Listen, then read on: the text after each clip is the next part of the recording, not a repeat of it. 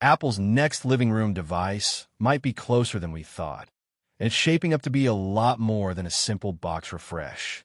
Let's get into what's currently being leaked. Welcome back to Tech Pulse. Bloomberg's Mark Gurman has reportedly confirmed the new Apple TV, expected to be called the Apple TV Ultra, is essentially finished and targeting a fall 2026 launch, though the exact window is still up in the air between September and October. Gurman didn't lock in a September date specifically.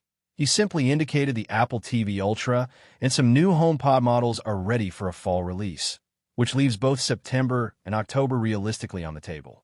On the hardware side, leaks point to a more powerful processor built specifically to handle Apple's AI workloads, along with a new wireless chip bringing Wi-Fi 7, Bluetooth 6, and full-thread support.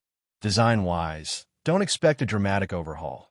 Reports suggest the box itself stays visually similar to the current model, though the Siri Remote is rumored to finally get an upgrade.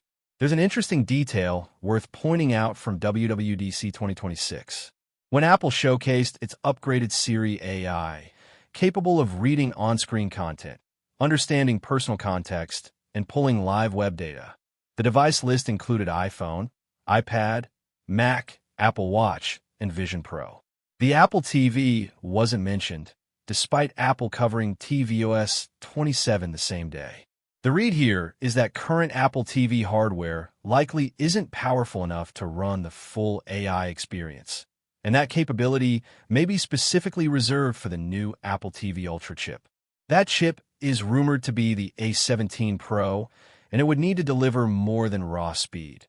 Current hardware is already fast enough for everyday use, according to plenty of user feedback. The real value would come from console-quality gaming performance and significantly improved video upscaling, assuming developers actually build for it. On the feature wishlist side, leaks and community expectations point to full audio pass-through support for apps like Plex, proper Dolby Vision handling, and AV1 support. Storage is another sticking point. The current lineup offers 64 gigabytes or 128 gigabytes, and there's an expectation Apple could make 128 gigabytes the new baseline, add Ethernet across all models, and introduce a 256 gigabytes tier for users who want to store games locally. The rumored Wi-Fi 7 and Thread support would also position the Apple TV Ultra as a stronger smart home hub, handling locks, cameras, and lighting more reliably. As for the remote, expected changes are more about small quality-of-life fixes than a redesign. Backlit buttons, a louder Find My Remote tracker, and improved physical buttons to cut down on accidental swipes are among the requested improvements circulating. Pricing is one of the bigger open questions. The current Apple TV started at $129 years ago and now sits at $199 or $249 depending on storage.